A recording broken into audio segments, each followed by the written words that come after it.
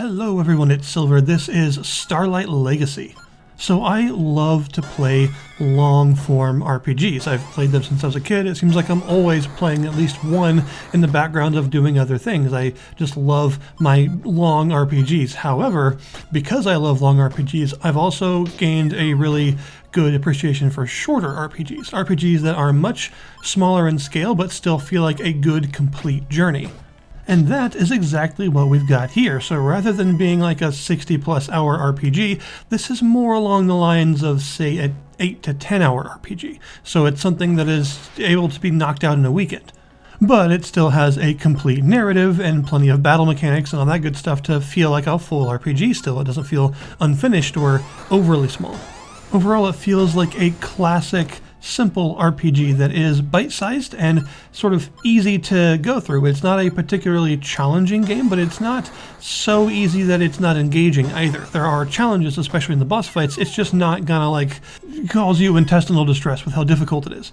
So in terms of how it looks and sounds, we've got a very 16-bit era presentation for a JRPG. It is definitely reminiscent of a lot of classics in terms of how it looks, and I think it does a good job of doing things like sprite scaling and stuff to make it look very 16-bit era. It looks like something that would have used the Super FX chip in the Super Nintendo, which I think is purposeful, right? That's clearly what it's going for, and it does a good job. How it sounds is also really nice, actually. It's got a very 16-bit era JRPG soundtrack. It sounds pretty much exactly like you would think just by looking at it, which even though that it doesn't subvert expectations in any way, it does deliver kind of exactly what you'd want based on what you're looking at. So I think that it goes a long way to giving this the proper 16-bit era presentation that it's clearly going for. So it does pull that off. However, something that is a bit unique is how it works in terms of its narrative and gameplay, because it is a very non-linear RPG. Basically, you're put in this royal capital and you're given 4 different directions to go, and you can go in any of those 4 in any order that you want. There is no set order.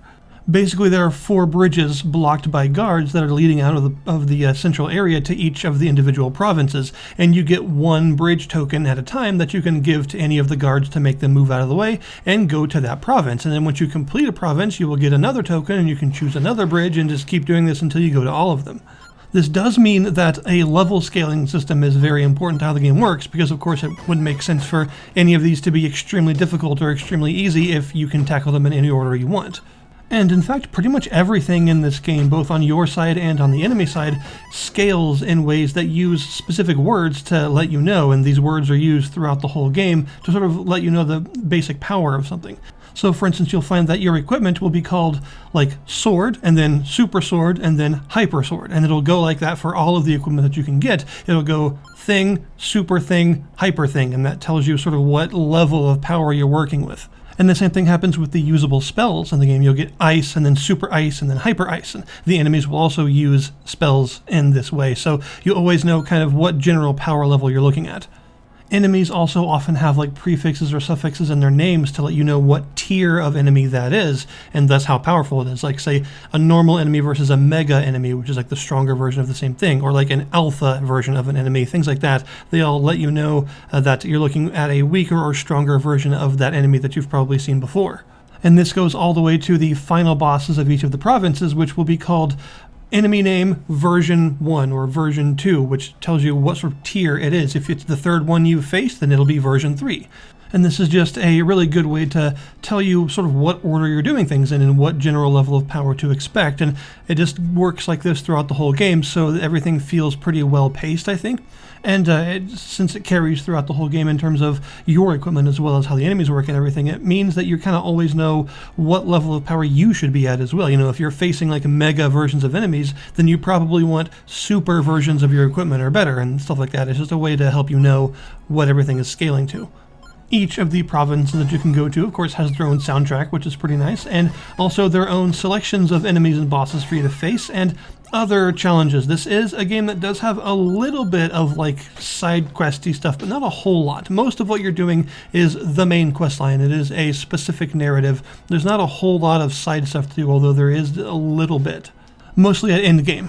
There are also a couple of mechanics that are meant to give you some exploration room and as a reason to return to previous provinces and stuff too. So for one, you'll find lots and lots of treasure chests around the place. However, some of these treasure chests will have a number on top of them. And the whole point of the game is to collect these crests, these Starlight relics. And there are 4 of them to collect, 1 in each of the provinces. And the number on top of these chests is how many of those relics you have to have collected in order to open it. These can often have some of the best equipment and spells in the game, so it's very much worth going back for them, and this is probably the main reason that you would want to go back to previous provinces you've already beaten, because chances are there were some 2 or 3 level chests that you couldn't open at first. But in addition to the chests, there's also a different mechanic that is related to exploration and stuff that changes based on what order you do the provinces in. And those are traversal mechanics that you get. They're kind of Metroidvania-like, honestly. They're mechanics that unlock new areas or change how you go through past areas and stuff like that. The first one that I got was because I did the desert province first, which is a flying carpet. And you get the magic carpet like sort of halfway through the exploration of that area. And it allows you to, for one, just move faster, which is useful, but also it allows you to fly over these spikes in the ground that you otherwise can't pass. So there are certain areas that you can go through far faster because there are a bunch of shortcuts that are blocked off by these spikes that you otherwise couldn't get past. And there are also just some areas where you need it in general to get to like the final dungeon of that area and stuff like that. So you will get this traversal mechanic just by exploring the desert province that you can then use in the future provinces, because as you go through the other 3, you will find more of those areas where you need the magic carpet in order to get past them.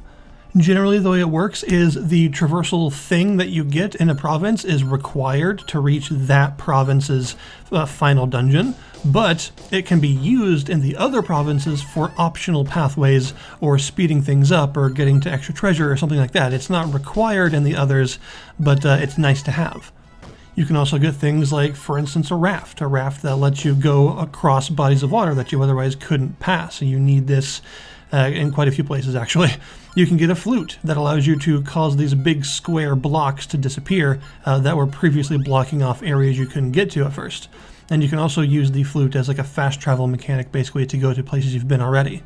So I think it works out pretty well with the way that they've designed these provinces to ensure that you have reason to go back to them if you want to, as well as making sure that no matter what order you do them in, you'll have some sort of unique advantage in the future ones because of the way that places are laid out with these optional pathways and stuff that use all these different traversal mechanics that you'll get.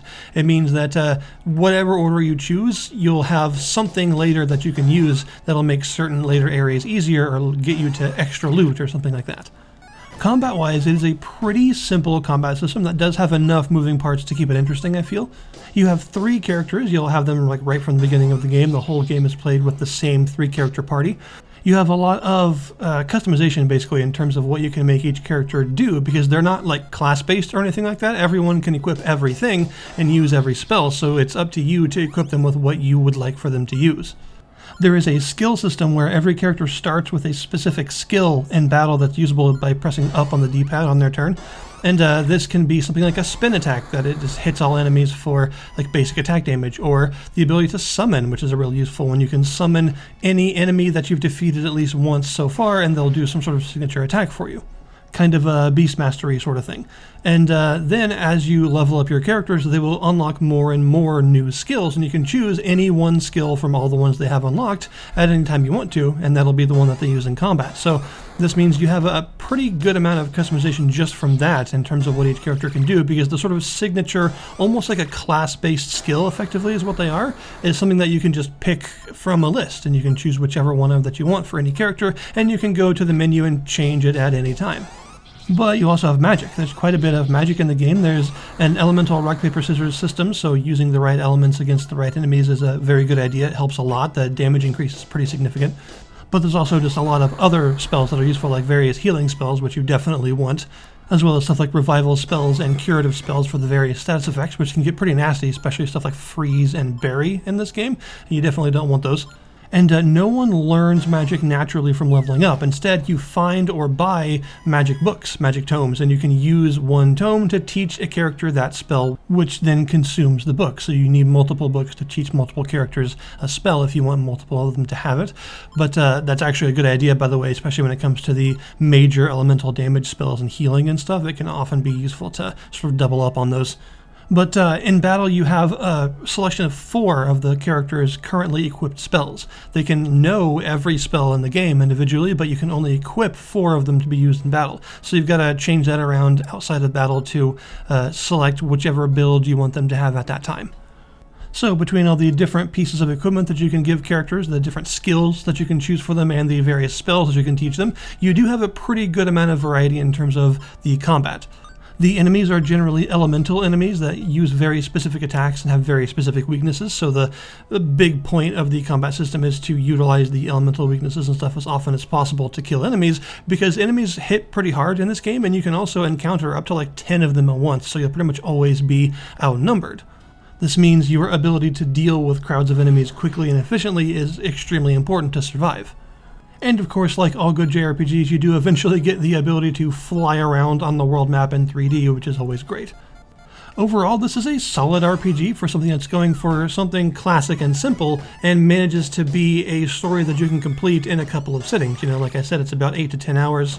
And there is a little bit of a story here. There is some political intrigue and stuff happening. It's not going to set your world on fire or anything, but it is a good backdrop for the adventure that you're going through. So I think it's pretty solid for what it does. What it does is simple, but sometimes that's what you're in the mood for. And I think there's always room for RPGs that deliberately go for a short but complete experience.